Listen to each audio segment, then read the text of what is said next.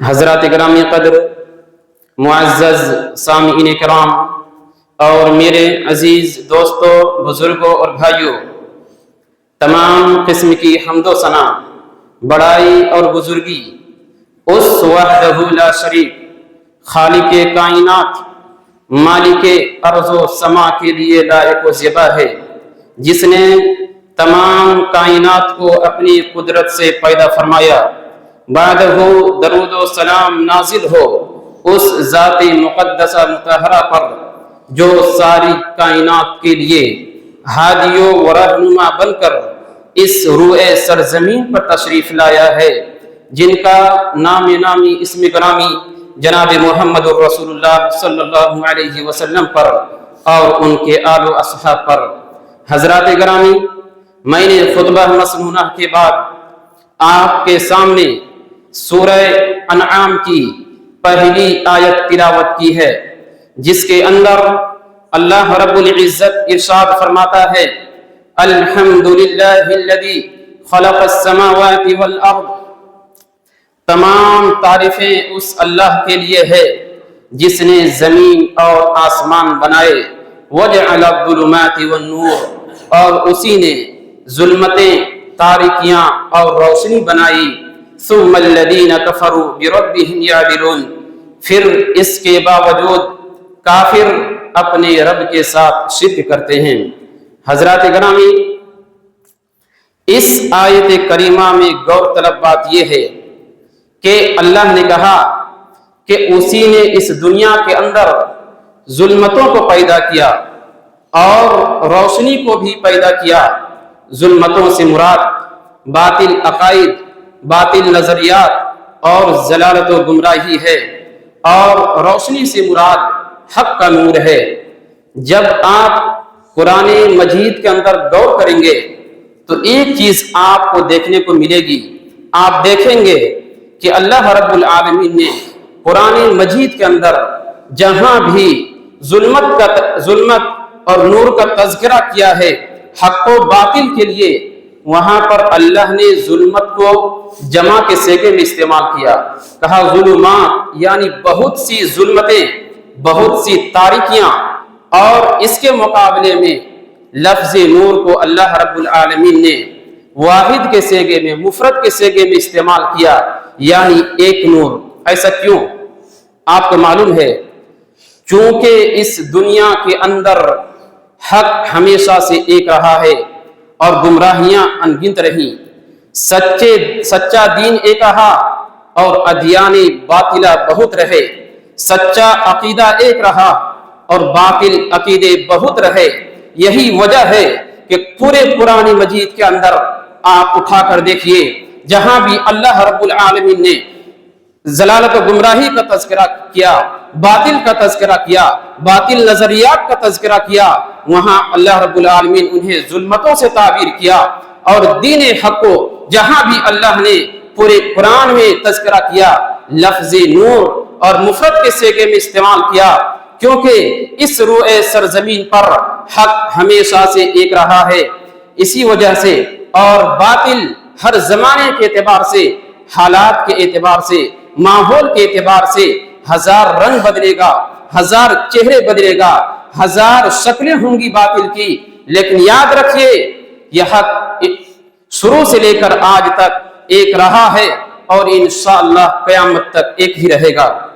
حضرات گرامی، ابلیس اور اس کی ذریت کا اس زمین پر مشن کیا ہے؟ ابلیس اس زمین پر آیا تو ایک بہت بڑا مشن لے کر کے آیا ہے۔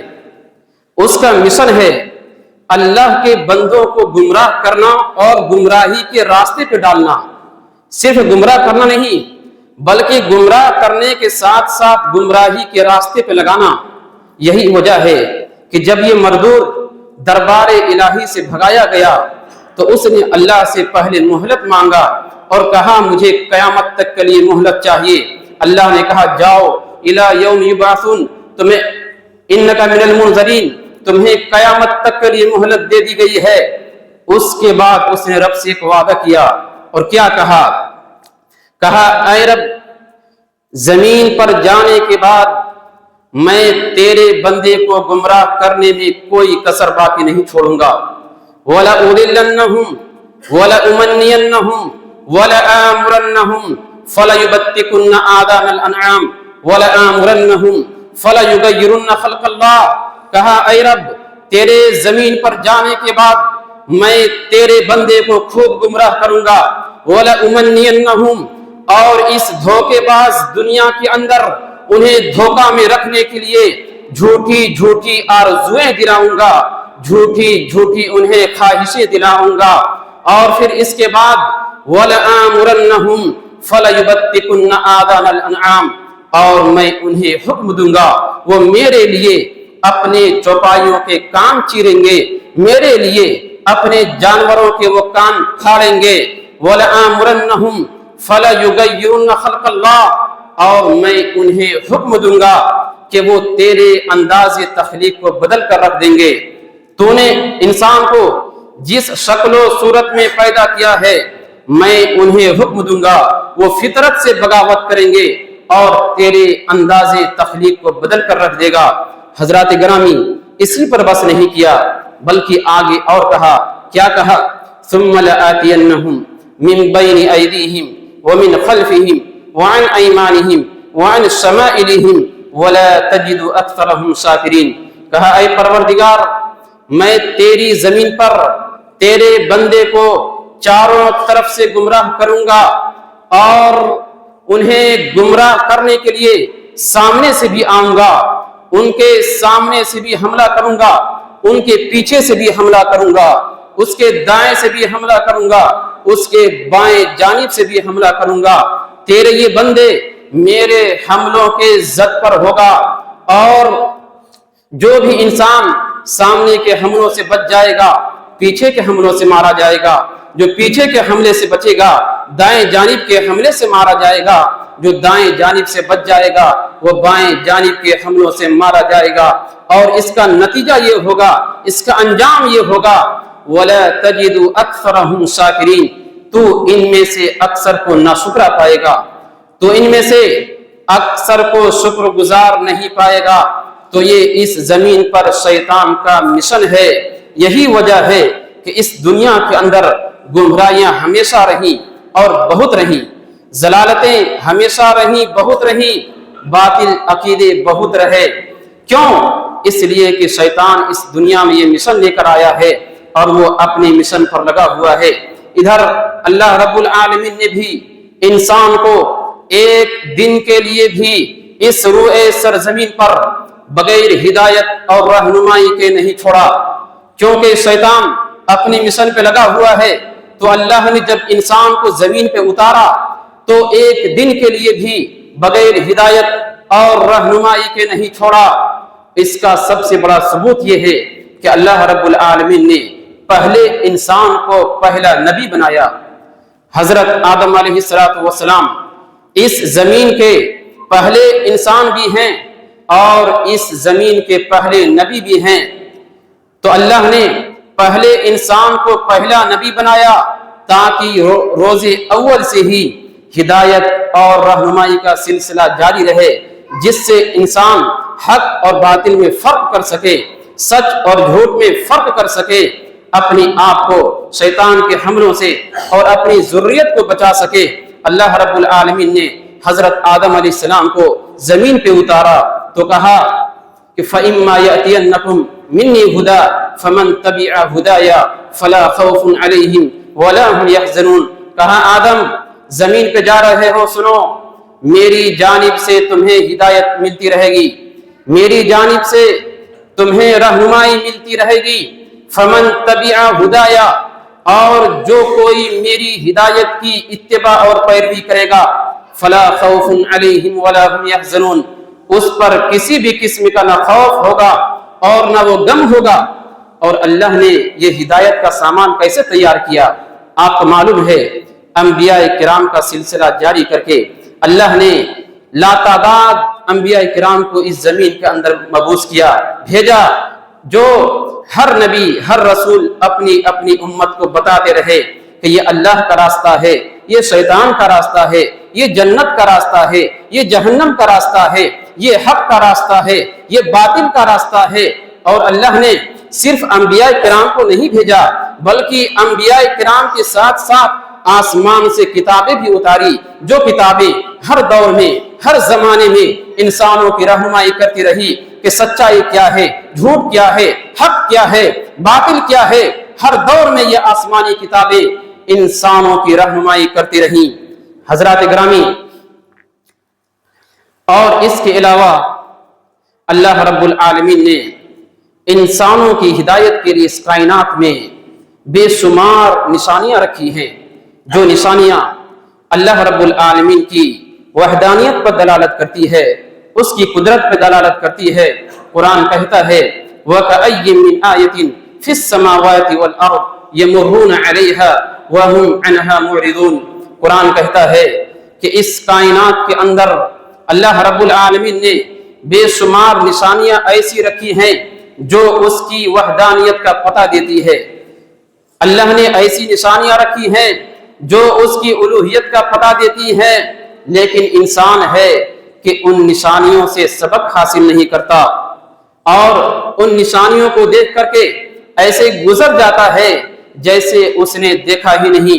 آپ کو معلوم ہے ایک صحابی ہیں راشد بن عبداللہ، ان کا کہنا ہے کہ پہلے ان کا نام تھا گاوی بن ظالم، ان کے نام کے معنی غلط ہے۔ اللہ کے نبی علیہ الصلوۃ والسلام نے ان کے نام کو بدل کر کے اور کہا کہ تم گاوی بن ظالم نہیں ہو، تم راشد بن عبداللہ ہو، ان کے نام کو بدل دیا۔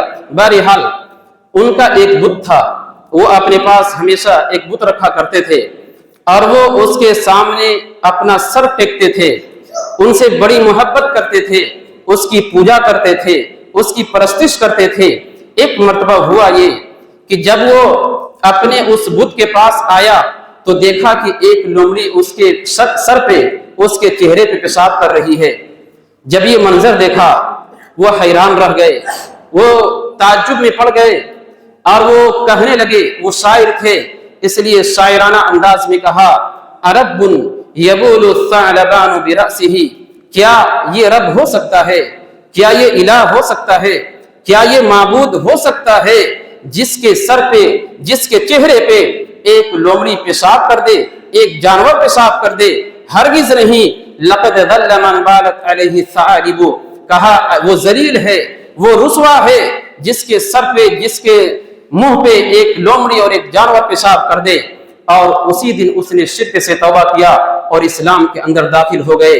تو کہنے کا مطلب یہ ہے کہ ہماری روزمرہ کی زندگی میں ایسے واقعات پیش آتے ہیں جو انسان کو بتاتے ہیں، جو ایک سلیم الفطرت انسان کو خبردار کرتے ہیں کہ دیکھو تم جس راستے پر چل رہے ہو وہ راستہ کہاں تک سچا ہے، تم جس راستے پر چل رہے ہو وہ راستہ تمہیں منزل تک پہنچانے والا ہے یا تمہیں منزل سے دور کرنے والا ہے۔ ایک سلیم الفطرت انسان کی رہنمائی کا سامان اللہ قدم قدم پر کر رکھا ہے۔ کیوں؟ اس لیے کہ اس دنیا کے اندر گمراہیاں بہت ہیں، گمراہ عقائد بہت ہیں، گمراہ نظریات بہت ہیں۔ اسی لیے یاد رکھیے اس روح سرزمین پر ایک انسان کو اللہ کی جانب سے اگر اس کو ہدایت ملتی ہے تو یہ بہت بڑی نعمت ہے، یہ دنیا کی سب سے عظیم نعمت ہے۔ اگر آپ کو ہدایت مل گئی ہے حق کو اپنانے کی، حق کے راستے پر چلنے کی، حق کی معرفت آپ کو ہو گئی ہے، آپ کے سینے میں حق کو قبول کرنے کا جذبہ پیدا ہو گیا ہے اور آپ نے حق کو قبول کر لیا ہے، تو رب کعبہ کی قسم آپ اس زمین پر سب سے امیر ترین انسان ہیں، کیونکہ ہدایت سے بڑھ کر کوئی اور نعمت نہیں ہو سکتی اس زمین کے اوپر، قبول حق سے بڑا کوئی اور تحفہ نہیں ہو سکتا اس زمین کے اوپر۔ اور ایک بات یاد رکھیے، یہ ہدایت انہی کو ملتی ہے جو اس ہدایت کے قابل ہوتے ہیں، یہ ہدایت انہی کو ملتی ہے جس کے اندر حق اور ہدایت کو پانے کی طلب ہوتی ہے، تڑپ ہوتی ہے، جستجو ہوتی ہے، انہی کو توفیق الہی شامل حال ہوتی ہے۔ اور جن کے اندر طلب نہ ہو، حق کو قبول پانے کا ان کے اندر شوق اور جذبہ نہ ہو، ایسے لوگوں کو توفیق الہی شامل حال نہیں ہوا کرتی۔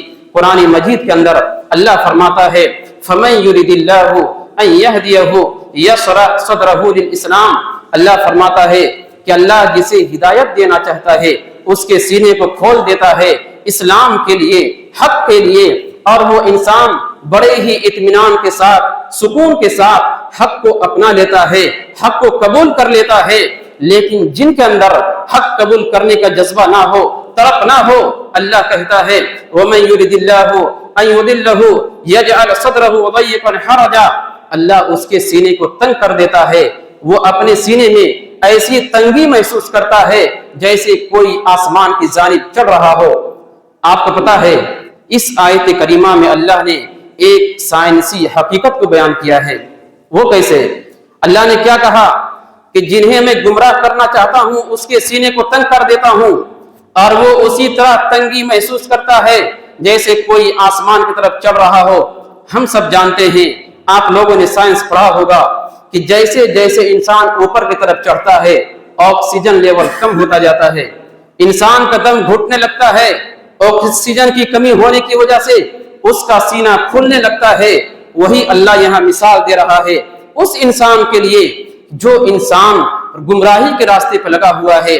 اگر آپ اس کے سامنے حق بات بیان کریں گے، اگر آپ اس کو قرآن مجید کی اور صحیح حدیث پڑھ کر سنائیں گے تو ان کا سینہ تنگ ہو جاتا ہے، وہ گھٹن محسوس کرتا ہے اس انسان کی طرح جو آسمان کی طرف چڑھ رہا ہو۔ اور ایک بات یہ بھی یاد رکھیے، یہ ہدایت کوئی خاندانی چیز نہیں ہے، یہ ہدایت یہ خاندانی وراثت نہیں ہے کہ باپ دادا کی وراثت ہے بچوں میں تقسیم ہو جائے گی، ہرگز نہیں۔ یاد رکھیے یہ ہدایت اللہ کی توفیق ہے، اسی بندے کو ملا کرتی ہے جس کے اندر ہدایت قبول کرنے کا جذبہ ہو۔ ورنہ آپ تاریخ اٹھا کر دیکھیے، بڑوں کو ہدایت نہیں ملی، بڑے ہدایت سے محروم رہے۔ حضرت ابراہیم علیہ السلام کے باپ آزر کو ہدایت نہیں ملی، حضرت نوح علیہ السلام کی بیوی اور ان کے ایک بیٹے کو ہدایت نہیں ملی، حضرت پیغمبر لوط علیہ السلام کی بیوی کو ہدایت نہیں ملی، اللہ کے نبی علیہ السلام کے چچا ابو طالب اور ابو لہب کو ہدایت نہیں ملی۔ وہ ابو لہب جو مکے میں پیدا ہوا، نبی کے خاندان والا، نبی سے نسبت رکھنے والا، اس کو ہدایت نہیں ملی۔ لیکن حبشہ سے آئے ہوئے کالے کلوٹے غلام حضرت بلال کو ہدایت ملی، روم سے آئے ہوئے صہیب رومی کو ہدایت مل گئی، فارس سے آئے ہوئے سلمان فارسی رضی اللہ عنہ کو ہدایت مل گئی۔ تو پتہ چلا یہ ہدایت یہ کوئی خاندانی چیز نہیں ہے، یہ ہدایت یہ پیسوں سے خریدی جانے والی دولت نہیں ہے، یہ ہدایت اللہ رب العالمین کی توفیق ہے، یہ اسی کو ملا کرتی ہے جس کے اندر حق کو قبول کرنے کا جذبہ ہو۔ اسی لیے شریعت اسلامیہ کہتی ہے کہ ایک انسان کو سب سے زیادہ جس چیز کی دعا کرنی چاہیے وہ ہدایت کی دعا کرنی چاہیے۔ جب آپ ہاتھ اٹھاتے ہیں آسمان کی طرف اپنے رب سے مانگنے کے لیے، اپنے رب سے مانگیے، ہر چیز مانگیے، چھوٹی سے چھوٹی چیز، بڑی سے بڑی چیز، ہر چیز مانگیے، لیکن یاد رکھیے سب سے زیادہ جس چیز کی آپ کو دعا کرنی چاہیے وہ ہدایت کی دعا کرنی چاہیے۔ آپ کو معلوم ہے ایک بندہ مومن ہر دن سورۃ الفاتحہ پڑھتا ہے، اور ہر دن ہر نماز میں پڑھتا ہے، ہر نماز کی ہر رکعت میں پڑھتا ہے، اور کتنی مرتبہ پڑھتا ہے؟ اگر 5 وقت کی فرض نمازوں کو دیکھ لیجئے، 17 رکعت، 12 رکعت سنت مؤکدہ کو جوڑ لیجئے، وتر کو جوڑ لیجئے، 30 سے زائد رکعتیں پڑھتی ہے، صلاۃ الضحیٰ کو جوڑ لیجئے اور رکعتیں بڑھ جائیں گی۔ ایک دن میں ایک بندہ مومن 30 سے زائد مرتبہ سورۃ الفاتحہ کو پڑھتا ہے۔ اور سورۃ الفاتحہ میں کیا مانگا جاتا ہے آپ سب جانتے ہیں۔ شروع میں اللہ کی حمد و ثنا بیان کی جاتی ہے، اللہ کی تعریف بیان کی جاتی ہے، اس کی بزرگی، اس کی بڑائی بیان کی جاتی ہے۔ اس کے بعد ہم اللہ سے ایک وعدہ کرتے ہیں۔ کیا وعدہ کرتے ہیں؟ ایاک نعبد و ایاک نستعین، اے رب ہم تیری ہی عبادت کرتے ہیں اور تجھ ہی سے مدد مانگتے ہیں۔ اس کے بعد ہم اللہ سے ایک دعا کرتے ہیں، وہ کون سی دعا ہے؟ اہدنا الصراط المستقیم، اے رب ہمیں صراط مستقیم پر چلانا، ہمیں سیدھے راستے پر چلا، ان لوگوں کے راستے پہ چلا جن پر تو نے انعام کیا ہے، جو انبیاء ہیں، جو صدیقین ہیں, جو شہداء ہیں, جو صالحین ہیں, ان کے راستے پہ ہمیں چلانا, ان لوگوں کے راستے پہ نہ چلا جن پر تیرا غضب نازل ہوا, جن کو تو نے گمراہ کر دیا. غیر المغضوب علیہم ولا الضالین. مفسرین کرام کہتے ہیں کہ غیر المغضوب سے مراد یہود ہے جن کے پاس علم تھا لیکن عمل نہیں, اور ضالین سے مراد نصارہ ہیں جن کے پاس عمل تھا لیکن علم نہیں. اور یہ چیزیں دیکھیے آج ہمارے اندر بھی ہے. آج الحمدللہ ہم لوگ اہل حدیث ہیں, ہمارے پاس کتاب و سنت کا علم ہے لیکن ہمارے پاس عمل نہیں ہے. آج کتنے اہل حدیث جو اپنے آپ کو کہتے ہیں لیکن 5 وقت آ کر کے مسجد میں نماز نہیں پڑھتے. اور اسی طرح سے آج ہمارے مسلمانوں کے اندر ان لوگوں کو دیکھیے جو سیدھے راستے سے بھٹکے ہوئے ہیں لیکن عمل کتنا کرتے ہیں. ان کے پاس علم نہیں ہے, عمل زیادہ ہے. ہمارے پاس علم ہے لیکن ہمارے پاس عمل نہیں ہے. حضرات گرامی, تو کہنے کا مطلب یہ ہے کہ یہ ہدایت یہ اللہ رب العالمین کی بہت بڑی نعمت ہے. اور قرآن مجید کے اندر جب آپ غور کریں گے کہ اللہ رب العالمین نے ارشاد فرمایا, کئی مقامات پر کئی آیتوں کے اندر اللہ نے ہدایت یافتہ لوگوں کو ہدایت دینے کی بات کہی ہے. اس لیے اگر آپ پہلے سے ہدایت پر ہیں تو آپ کی کوشش یہ ہونی چاہیے کہ آپ اس ہدایت کے اعلیٰ سے اعلیٰ مقام پر فائز ہوں. قرآن مجید کے اندر اللہ فرماتا ہے وَيَزِيدُ اللَّهُ الَّذِينَ اهْتَدَوْا هُدًى, کہ اللہ رب العالمین ہدایت یافتہ لوگوں کی ہدایت میں مزید اضافہ کرے گا.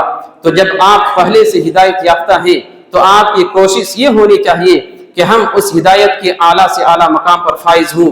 اور جیسے جیسے ہماری عمر گزر رہی ہے, ہماری زندگی کے سفر طے ہو رہا ہے, اس طرح ہماری ہدایت کا معیار بھی بلند ہونا چاہیے. اور یہ بلند کیسے ہوگا؟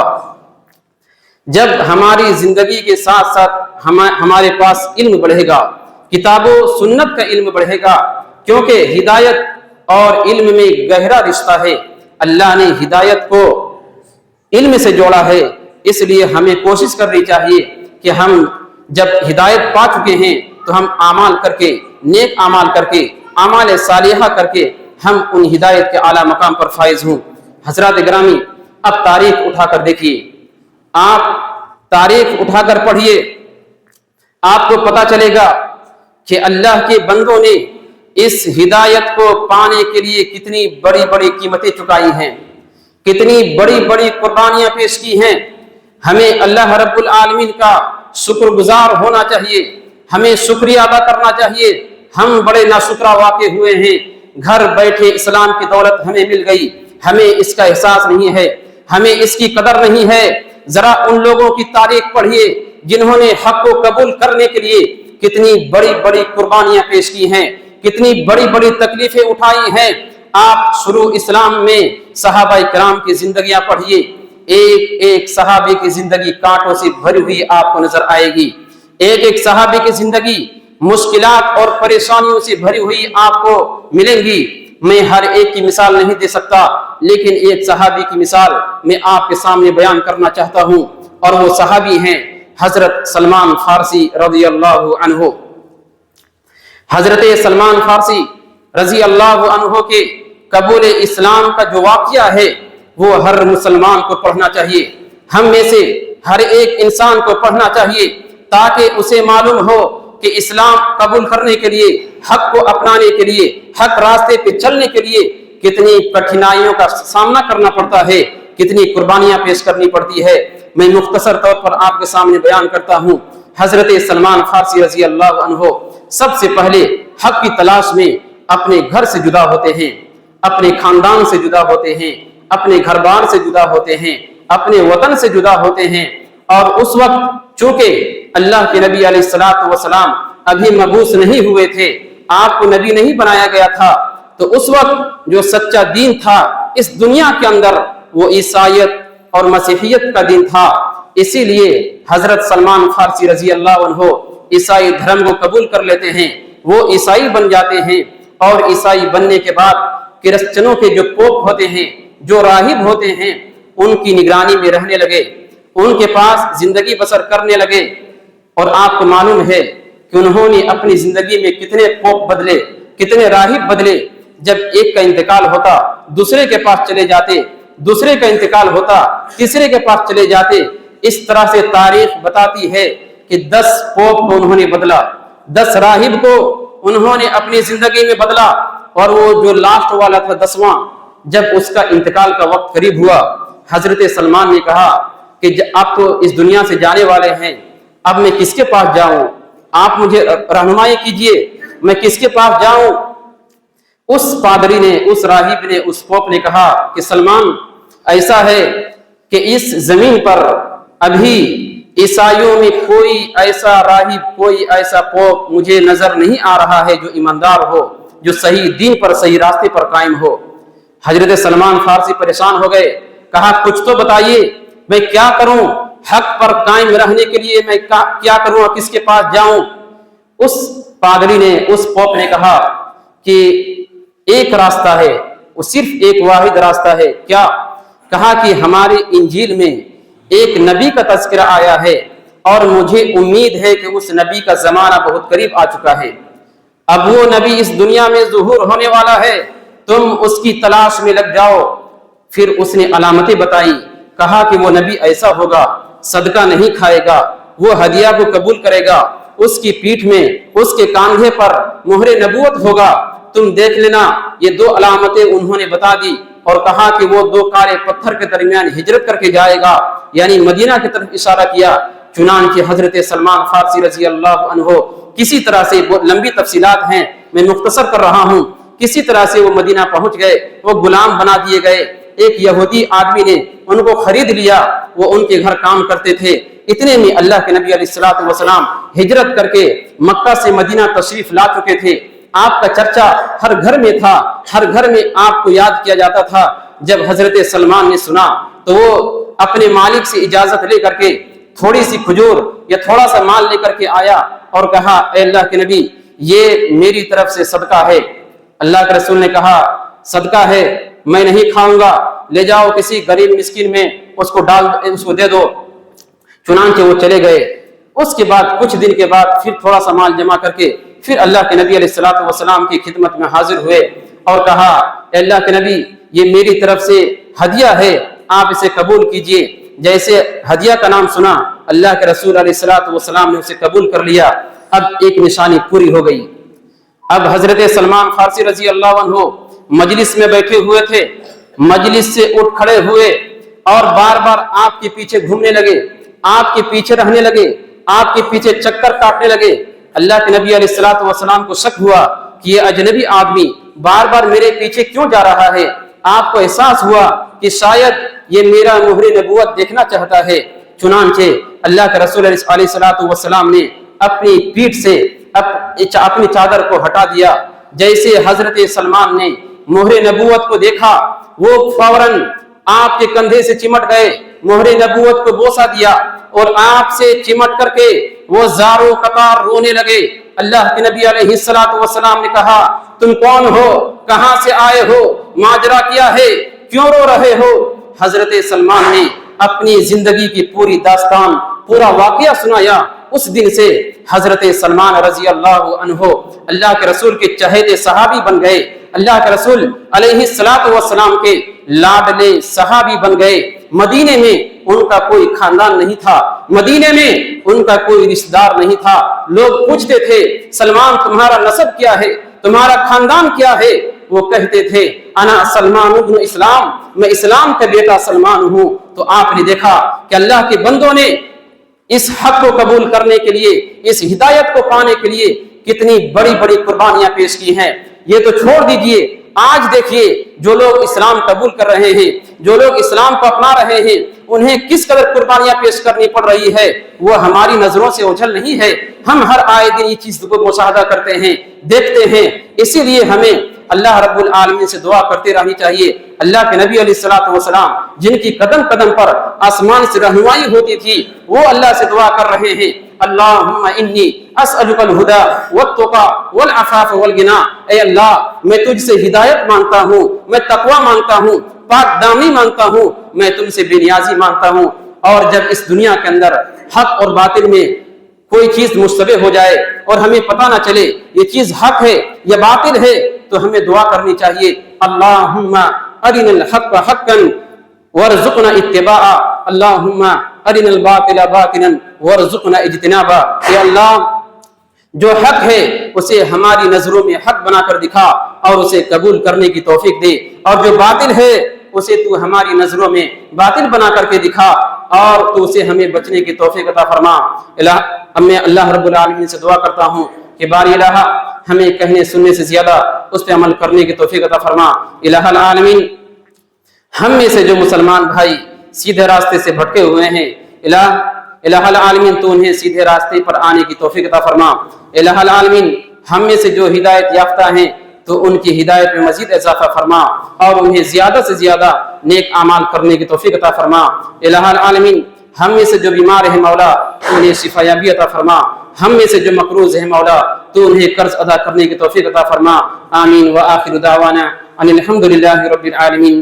بارک اللہ لنا ولکم فی القرآن العظیم ونفعنا وإياكم بالآيات والذكر الحكيم إنه تعالى جواد كريم مليك